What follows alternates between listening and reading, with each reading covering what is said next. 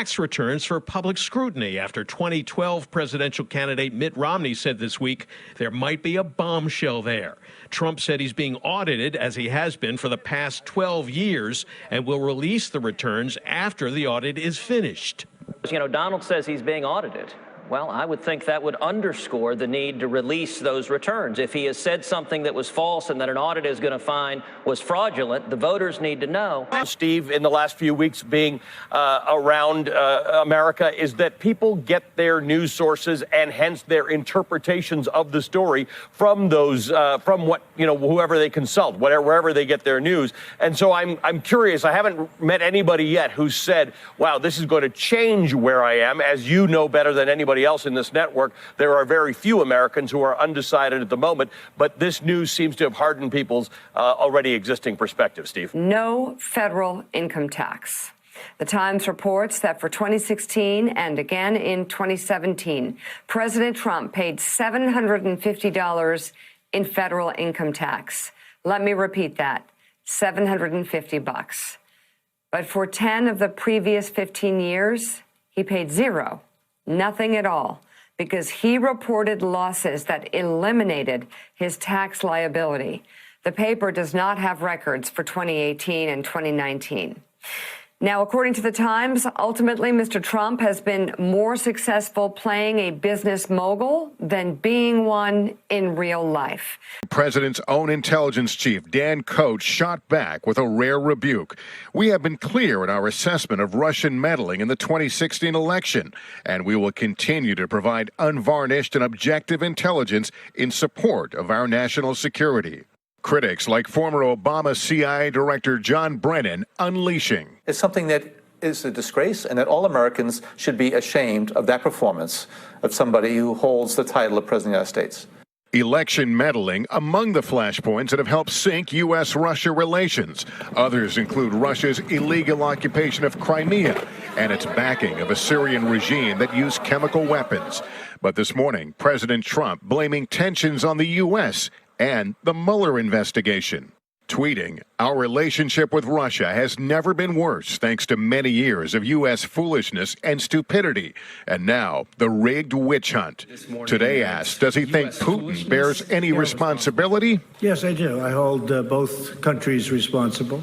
I think that the United States has been foolish. I think that the probe is a disaster for our country. I think it's kept us apart. It's kept us separated. There was no collusion at all. Everybody knows it. People are being brought out to the fore. So far that I know, virtually none of it related to the campaign. And they're going to have to try really hard to find somebody that did relate to the campaign. That was a clean campaign. I beat Hillary Clinton easily. And frankly, we beat her. Putin revealing for the first time who he wanted to win. President Putin, did you want President Trump to win the election? Yes, I did. And endorsement deals that flowed from his expanding celebrity brought Mr. Trump a total of more than $427 million. It's a lot of money. He invested much of that in a collection of businesses, mostly golf courses, that in the years since have steadily devoured cash. Also hanging over him is a decade-long audit battle with the Internal Revenue Service over the legitimacy of a $72.9 million tax refund that he claimed and received after declaring huge losses. The president has received more money while in office from foreign interests than previously known, and that hundreds of millions in personally backed loans come due in the near future. How's he going to pay those?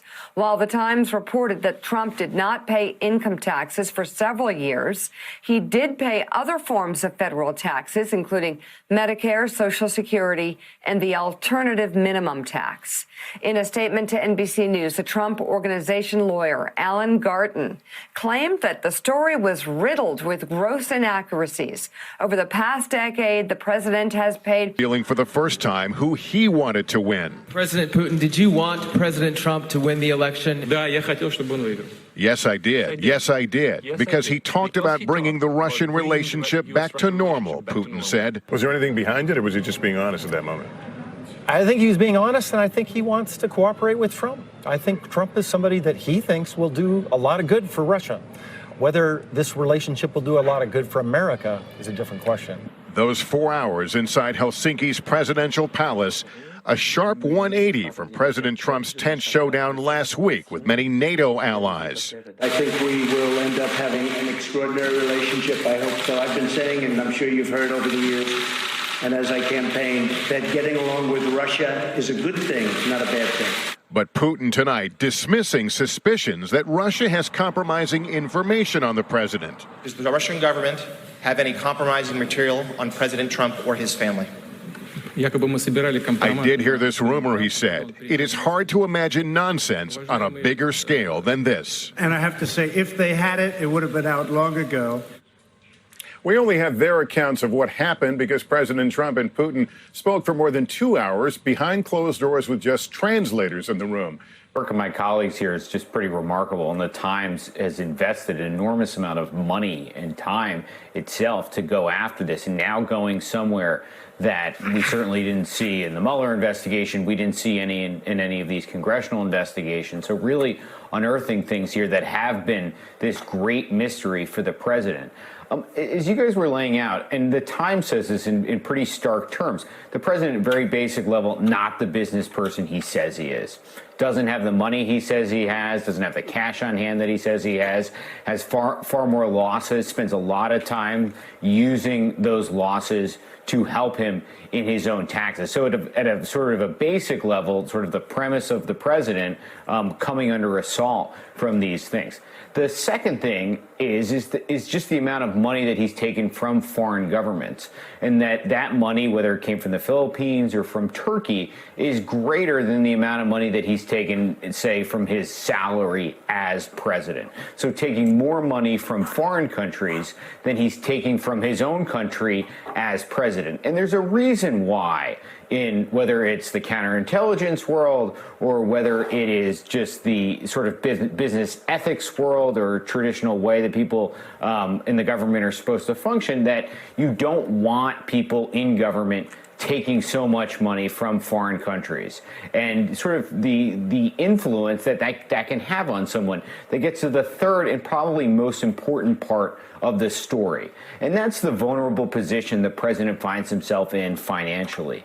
He has this, $70-80 million or so dispute with the IRS about whether he's going to have to pay back this money that he took as a refund from them, a refund that some would say is questionable. And he still has this dispute with the IRS. Remember, he's the president. He can control who's in charge of the IRS. It's not entirely clear to me how that would be resolved, but he could be on the hook for that. And at the same time that he's on the hook for that, he looks like he's on the hook for $400 million in loans that it's not really clear how he would pay those back either. So this entire picture, the president is moving himself as a businessman in towards a very vulnerable place where his own IRS could come calling for a lot of money that he may not have. People have been investigating through the years. Is he perhaps as kind as he is to Vladimir Putin, as deferential as he is to Vladimir Putin, kowtowing in the presence of Vladimir Putin in Helsinki after, for instance, when you asked him the question that you asked him and he bowed and scraped in front of Vladimir Putin, why is he acting the way he is toward Turkey? Why is he acting the way he is toward the Philippines? We're actually seeing now that, yes, he's getting more money from countries like Turkey and the Philippines than he is from the American people in his salary. But you've been looking at this for years. You've been studying it for years. What's your takeaway from the reporting that you've read over the past 24 hours?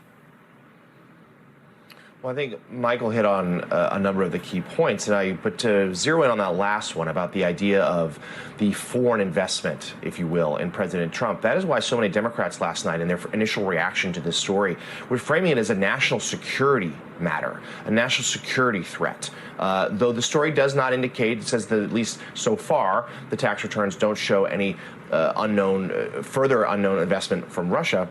Certainly, we are seeing the influence of foreign governments here in terms of the money involved with the president. And is that shaping his foreign policy decisions and performance. That is something that is going to require extraordinary scrutiny for the rest of his time in office. And also the loan, the money that he owes, and the fact that it's coming due, many of them before what would be the end of his second term, were he to be reelected. That is another matter that is going to require extraordinary diligence to see who does in fact he owe that money. And again, whether foreign or domestic, how does that impact his day-to-day operations in the White House? And then politically, Joe, going back to how we opened this conversation, this changes the idea and how he's perceived among Americans, potentially even some of his supporters. You're right, some won't care. Some will say we're with the president. Some will believe his explanation. Some will say that no, this of course is, quote, fake news. Some will say, look, he outsmarted the government. He didn't pay taxes. That's my guy.